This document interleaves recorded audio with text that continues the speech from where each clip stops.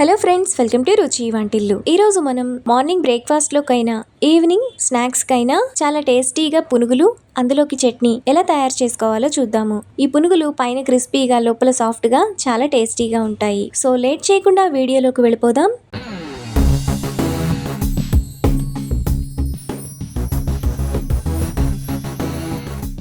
ముందుగా ఈ పునుగులు చేసుకోవడానికి ఒక బౌల్ తీసుకొని అందులో 2 కప్పుల పుల్లటి ఇడ్లీ పిండిని తీసుకోవాలి. ఈ పునుగులు చేసుకోవడానికి ఇడ్లీ పిండి పుల్లగా ఉంటేనే బాగుంటుంది.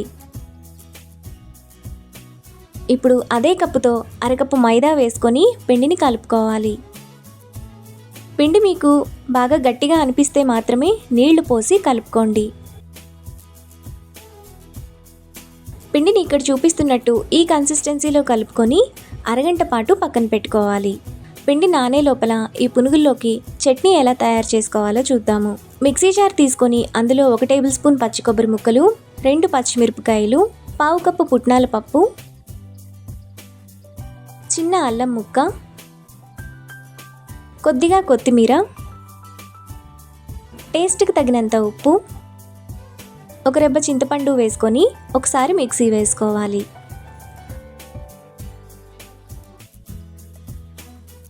ఇలా వేసుకున్న తర్వాత అందులో 1/2 గ్లాస్ నీళ్లు పోసుకొని కొంచెం మెత్తగా మిక్సీ వేసుకోవాలి. చట్నీని ఇలా వేసుకున్నాక ఒక బౌల్లోకి తీసుకోవాలి. ఇప్పుడు ఈ చట్నీలోకి కొద్దిగా తాలింపు వేసుకొని కలుపుకోవాలి.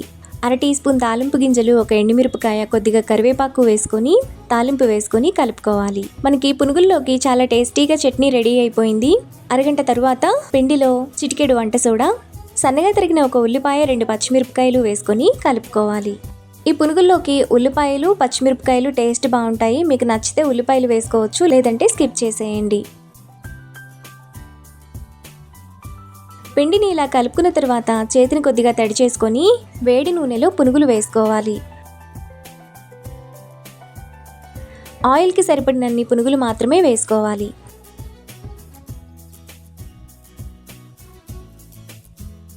ఇప్పుడు ఈ పునుగులను మీడియం ఫ్లేమ్లో బ్రౌన్ కలర్ వచ్చేంత వరకు ఫ్రై చేసుకోవాలి.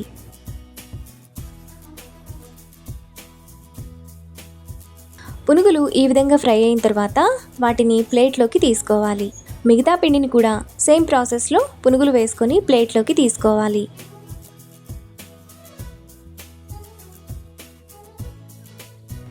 మనకు చాలా టేస్టీగా పునుగులు అందులోకి చట్నీ రెడీ అయిపోయాయి. ఈ పునుగులు పైన క్రిస్పీగా లోపల సాఫ్ట్గా చాలా టేస్టీగా ఉంటాయి.